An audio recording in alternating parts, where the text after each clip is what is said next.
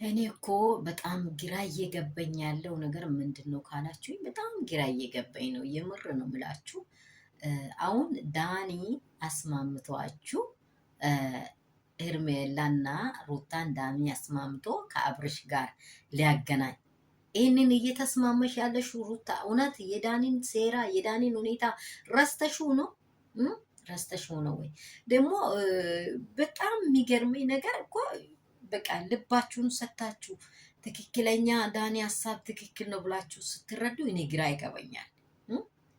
በቃ አንደኛ ዳኒ የተናገረው ነገር ራሳችሁን አስከብሩ፣ ትክክለኛ ጥያቄ ራሳችሁን አስከብሩ። እናንተ ስትከበሩ እሱ በቃ አመለጡኝ ብሎ ሁኔታውን ይቀይራል። ለምሳሌ አብርሃም እናንተን ሴራ የእናንተን ስፍስፍ ስትሉ ስላወቃችሁ እናንተ ደግሞ ስለ አብርሃም አላወቃችሁ። ገብታችኋል?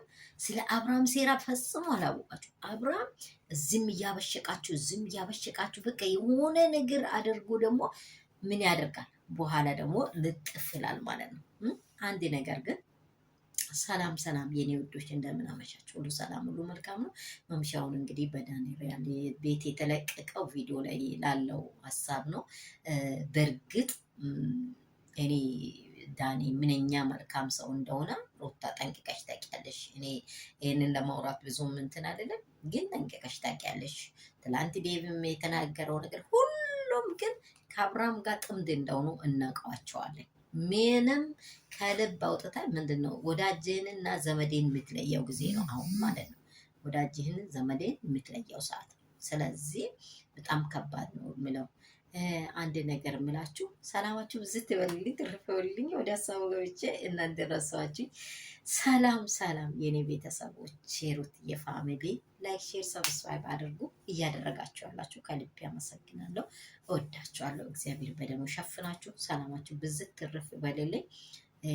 ሄርሜላ አውራም ይመለሳል ስባል አሁን ራሱ የሆነ ዳኒ እንደመለሰ አድርጋ ለአንዳችሁ አውሩ እንጂ ለማን ነው ምርጫው ለማን የሚሆን ነው እያለች ነው። ይሄን ነገር ነው አብርሃም እየጠላ ያለው ከህይወታችሁ። እባካችሁ ከህይወታችሁ ይሄን ነገር ነው እየጠላ ያለው። ሄርሜላ እኮ አሁንም ቢሆን ልቧ አብርሃም ጋር ነው ያለው። አሁንም ቢሆን ማለት ነው እንዲህ ያህል ዝቅ ካደረገ እንዲህ ያህል እግዚአብሔር እንኳን አንቺን አስመልጦሻል። ሩታ ከሆነ ለልጇ ስትል ነው ዋጋ እየከፈለች ያለችው። አለግባብ ልጇን በመንደር ከመጣል አባት የለም ከመባል ለሌላ አባት ደግሞ እንደዚህ አሳልፋ አለመስጣት ፈልጋ ነው። አንቺ ምን አለሽ? አንቺ ዞረቲው ራስሽን አታስከብሪው። እኔ እንጃ ስለ አንቺ በጣም በጣም ነው የሚከፈኝ። የምር ነው የምልሽ። በቃ ሴትነትሽን እንደዚህ ያህል ለማን ነው እያልሽ የምታወሪው? ዋይ